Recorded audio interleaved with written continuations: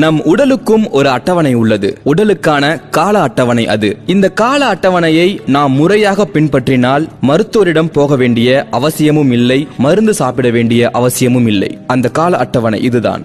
விடியற் காலை 3 மணி முதல் 5 மணி வரை நுரையீரலுக்கான நேரம். இந்த நேரத்தில் மூச்சு பயிற்சி மற்றும் தியானம் செய்தால் ஆயுள் வளமாகும். காலை 5 மணி முதல் 7 மணி வரை பெருங்குடலுக்கான நேரம். இந்த நேரத்தில் காலை கடன்களை முடிக்க வேண்டும். இதனால் மலச்சிக்கல் ஏற்படாது.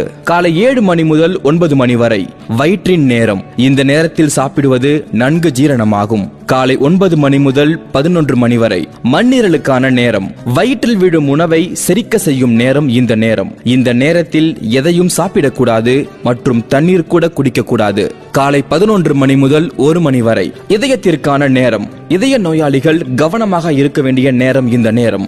சத்தமாக பேசுதல், படபடத்தல் மற்றும் கோபப்படுவதை அறவே தவிர்க்க வேண்டும். பிற்பகல் 1 முதல் 3 மணி வரை சிறு குடலுக்கான நேரம். இந்த நேரத்தில் மிதமான சிற்றுண்டியுடன் ஓய்வெடுக்க வேண்டும். 3 மணி முதல் 5 மணி வரை சிறுநீர் பையின் நேரம். இந்த நேரத்தில் நீர் கழிவுகளை வெளியேற்ற வேண்டும். 5 மணி முதல் 7 மணி வரை சிறுநீரகங்களுக்கான நேரம். இந்த நேரம் தியானம் மற்றும் இறை வழிபாடு செய்வதற்கான ஏற்ற நேரம். 7 மணி முதல் 9 மணி வரை பெரிகார்டியத்தின் நேரம். இது இதயத்தை சுற்றியிருக்கும் ஒரு ஜவ்வு. இந்நேரம் இரவு உணவிற்கு ஏற்ற நேரம். இரவு 9 மணி முதல் 11 மணி வரை உச்சந்தலை முதல் அடி வயிறு வரைக்கான நேரம். அமைதியாக உறங்க வேண்டிய நேரம் இந்த நேரம். இரவு 11 மணி முதல் 1 மணி வரை பித்தப்பைக்கான நேரம். அவசியம் உறங்க வேண்டிய நேரம் இந்த நேரம். இரவு 1 மணி முதல் விடியற் காலை 3 மணி வரை கல்லீரலுக்கான நேரம்.